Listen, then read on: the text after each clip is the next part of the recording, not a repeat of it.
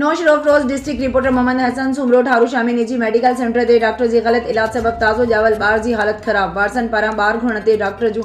patient जे वारसन सां झेड़ो doctor J P ऐं भाउ पारां हथियारनि जे ज़ोर ते अस्पताल मां कढी ॿार ॾियण खां जवाब वारसन जो एहतजाज कवरेज लाइ पहुतल साफ़िन सां बदकलामी डॉक्टर ख़िलाफ़ कार्रवाई जी घुर ख़बर मूजिब ठारू शाह नौशर अफरोज लिंक रोड ते क़ाइम प्राइवेट निजी मेडिकल सेंटर बहराम चलड्रेन सेंटर ते ॿारनि जी स्पेशलिस्ट डॉक्टर इल्ताफ़ रिंद पारां ग़लत इलाज करण सबब ताज़ो ॼावल ॿार जी तबियत ख़राब थियण ते वारसन पारां ॿार घुरण ते डॉक्टर मछड़जी पियो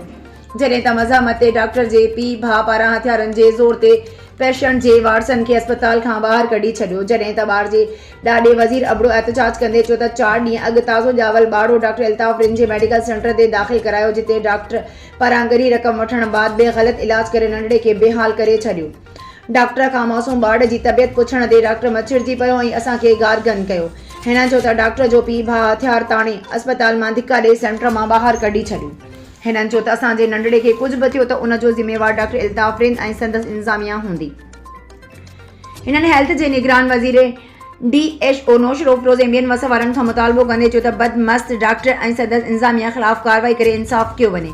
जॾहिं त कवरेज लाइ पहुतल साफ़िन सां अस्पताल जे इंतिज़ामिया पारां बदकलामी कंदे धमकियूं पिणु ॾिनियूं जॾहिं त डॉक्टर ऐं अमले पारां साफ़िन सां बदकलामी करण ते साफ़िन डॉक्टर ख़िलाफ़ एहतजाज कंदे घुर कई त डॉक्टर ख़िलाफ़ कार्रवाई करे सेंटर बंदि कयो वञे न त ॿी सूरत में संदनि ख़िलाफ़ सख़्त एहतजाज कया वेंदा